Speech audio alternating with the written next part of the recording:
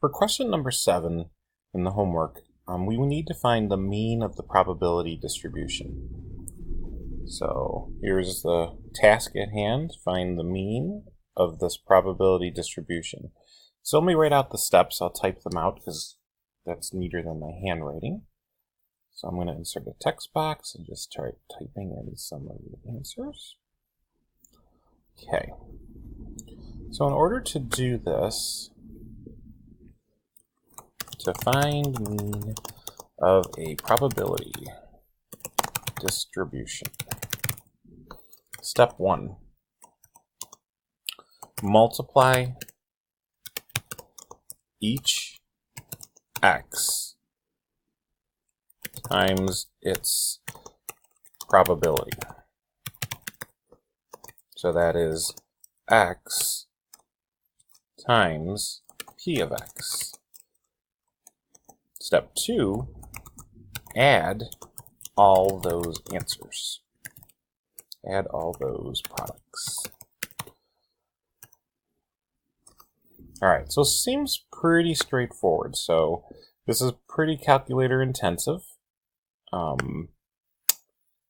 me change my font there. Okay, so what I need to do then is, let me kind of draw on this table.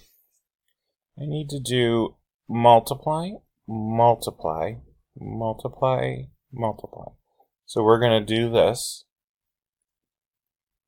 and then we're going to add them all up.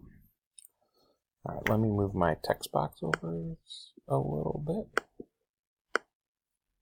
so I have some room here.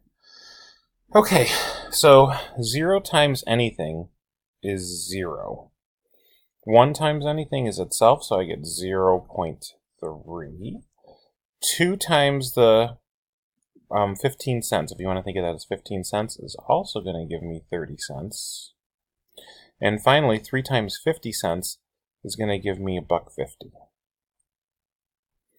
All right, and then you add, make sure your decimal points are lined up, or just use a calculator. And when I add these together, I get 30 cents and 30 cents and 50 cents, and I'm going to get a 1 carried. So I'm going to get $2, or 2.1. If you want to think of it as money, you could put some zeros on the end of it, but that's up to you. So round your answer to 1 decimal place. That's what I already have.